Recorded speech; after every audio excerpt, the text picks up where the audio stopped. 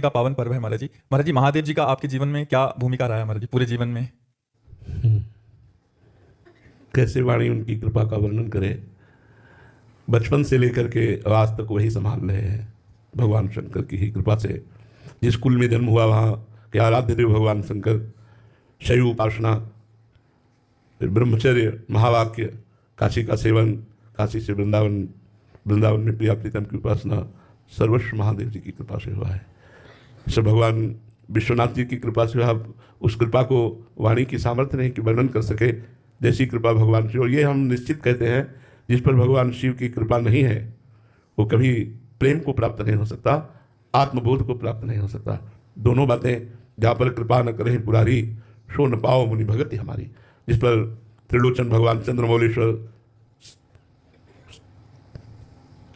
शिव जी की कृपा नहीं, वो भगवत प्रेम प्राप्त नहीं कर सकता। और फिर आत्मबोध के लिए तो स्वयं शंकराचार्य के रूप में प्रकट हुए। वही संपूर्ण चराचर जगत के गुरु हैं।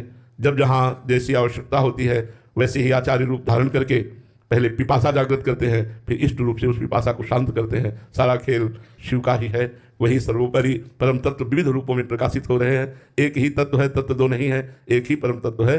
हाँ, रस का रसास्वादन कराने के लिए, जैसे एक ही दूध के बहुत प्रकार के मिष्ठान बनते हैं, उनका स्वाद अलग अलग रस विशेष हो जाता है, ऐसे ही एक ही परमात्मा तत्व भगवान शिव अपने रसास्वादन का रसास्वाद कराने के लिए विविध रूप धारण किए हुए हैं। वही प्रिया प्रीतम है, वही सियाराम है, वही सर्वस्व है, उनके सिवा कोई नहीं है। तो उन्हीं का ही सर्वोपरि कृपा प्रसाद हृदय में जागृत हुआ। उसी कृपा प्रसाद से रासलीला का दर्शन, रासलीला से वृंदावन की प्रति जिज्ञासा, वृंदावन भेजना, वृंदावन का संपूर्ण वैभव, ये सब देवादिदेव महादेव की कृपा से ही प्राप्त हुआ है। हम इतना ही कह सकते हैं कि वो हमारे थे, हैं, रहेंगे, उनके सिवा कोई नहीं। हाँ, ये उनका लीला विलास है कि वो किस रूप में अब हैं, वो क्या वही थे, वही हैं, वही रहेंगे, दूसरों न कोई, वही दूसरा नहीं है, वही सब रूप।